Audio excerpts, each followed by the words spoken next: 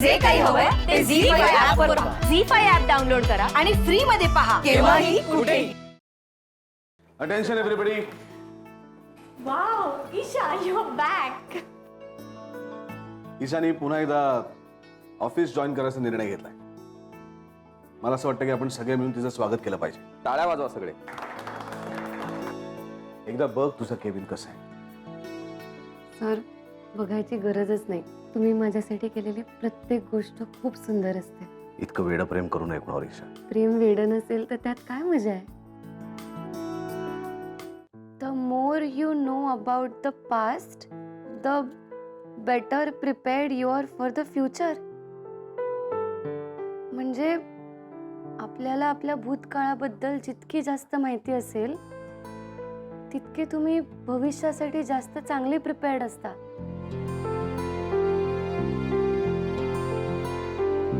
The more you know about the past the better prepared you are for the future.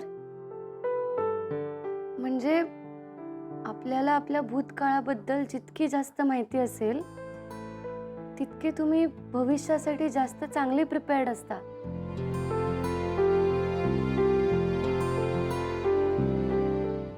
Sir, ईशानं अतिशय सुंदर काम केलंय.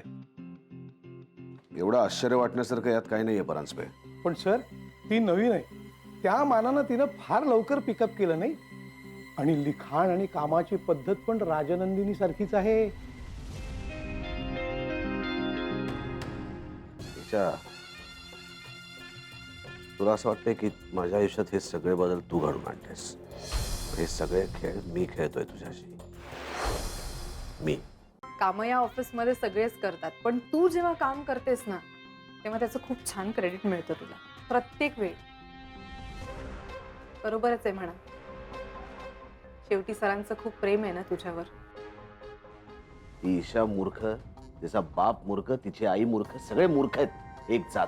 त्यांना असं वाटतं की सरंजाम मी किती चांगला माणूस आहे. एक दिवशी कुठं नेमून ठेवून ना तिघांनाही कळणार पण नाही. झेंडे पेढा घ्या, ईशाला डिग्री मिळाली. डिग्री मिळाली आहे ईशाला. 78.6% मिळाले. खरं म्हणजे या सगळ्याचं श्रेय बाबा नूडल्स आहे. नूडल्स? ईशाच्या परीक्षेच्या काळात मी स्वतः माझ्या हाताने नूडल्स करून तिला खायला घातले होते. तुम्हाला माहिती नसेल पण त्याच्यामुळे तिला इतके चांगले मार्क मिळाले. ईशाला राजनंदिनी बनवण्याचं प्लॅनिंग आहे ना तुझं एकदम विचारपूर्वक चाललंय. You are right on track. आत्ता तू कुठे खेळ सुरू झाला. आता हळूहळू ईशा हीच राजनंदिनी आहे हे आईसाहेबांना सुद्धा पटायला लागेल. विक्रांत जेव्हा जेव्हा खेळतो तेव्हा फक्त जिंकण्यासाठीच खेळतो. सोनिया, मला माय फ्रेंड वहिनीला असिस्ट करायचंय. नाही, आय नो तुला हे नाही आवडणार पण मला खरंच करायचंय. कारण मला वाटतं जे मला तिच्याकडून शिकायला मिळेल ते कदाचित दादाकडून पण शिकायला नाही मिळणार. जयदीप, सोनिया, नो, मला माहिती आहे तुला हे नाही पटणार आहे आणि म्हणूनच मी हे करीन फक्त तुझी परमिशन असेल तर. सो तू सांग.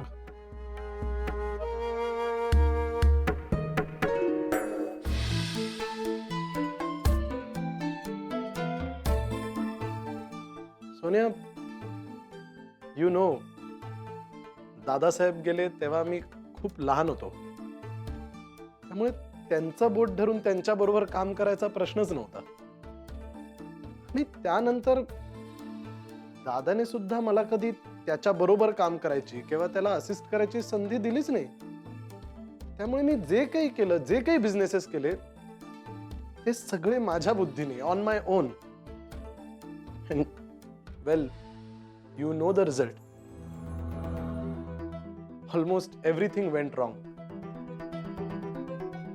पण सोनिया, ते रॉंग राईट करायची ऑपॉर्च्युनिटी माय फ्रेंड वहिनी देते आणि मला खरंच ती ऑपॉर्च्युनिटी मिस करायची नाहीये. मला करायचंय तिला assist. Only with your permission.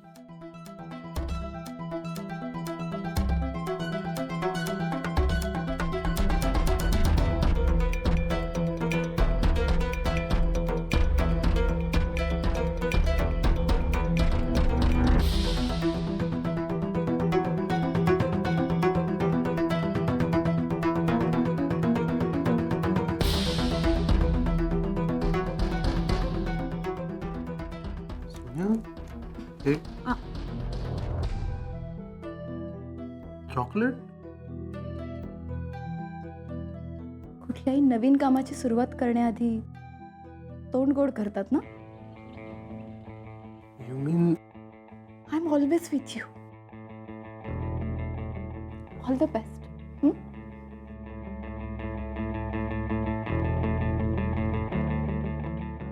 Thank you Sonia.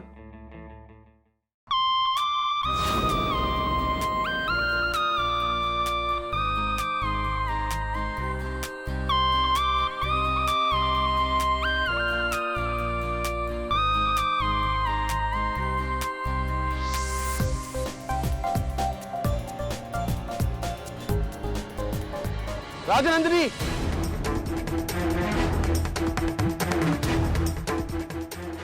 किती नंबर प्लॅटफॉर्मवर भेटले हो तुम्ही? 2 नंबरला. आठवतोय तो दिवस? एवढा असं नाही, पण 2 नंबरला आम्ही भेटलो. तिथून आम्ही मग तुम्हाला काहीच आठवत नाही त्या दिवसात? तो दिवस आठवणं म्हणजे कठीण आहे. किती वर्ष झाली लग्नाला? 14 वर्ष झाली. त्यांना तो आठवायचाच नाही दिवस. वहिनी, काय असं केलं तुम्ही? मला काहीच जमाना शिकले. पळताना दम लागतोय मला, हातातनं कळायला लागलेत. मला जर परत आर्मीत जायचं असेल ना, तर पहिल्यासारखं फिट राहिलं पाहिजे मला, आणि एकदम 100% फिट. अहो हलकी पण ये लागलच. आपण एवढं घरच्यांच्या विरोधात गेलो तर त्याला काय अर्थच राहिला नाही ना. अहो तुम्ही अहो अहो ऐका तरी. शितले, तुला तरी ह्यो चमत्कार घडवून आणला पाहिजे. काय जरी झालं तरी ह्या आर्मीत परत गेलेच पाहिजेत. काय तर उपाय असेलच की. आता गुड फॉर नथिंग समोर मी काय बोलणार?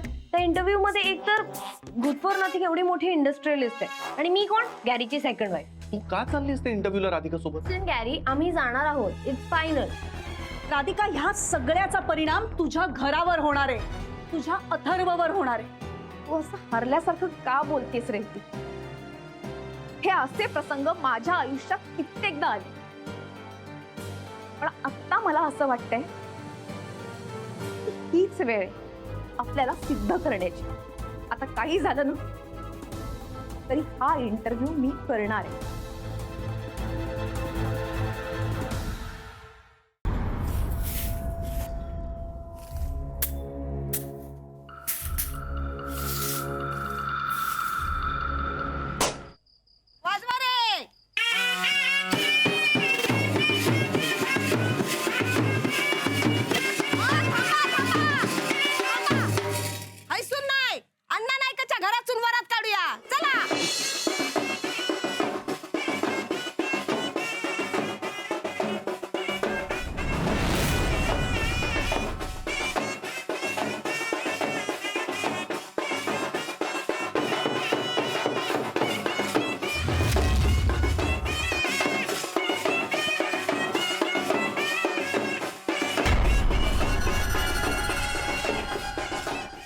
आलन पना औरंगजेब पहुंची हुई हस्ती है, पर अभी तो खामोश बैठे।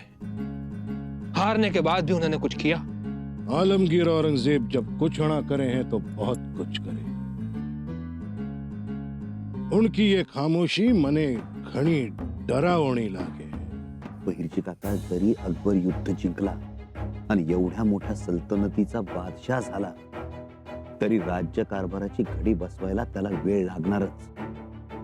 हीच संधी साधून जास्तीत जास्त मोगल मुलूक आपण स्वराज्याला जोडून घेऊ. तुम्हाला काय वाटतं?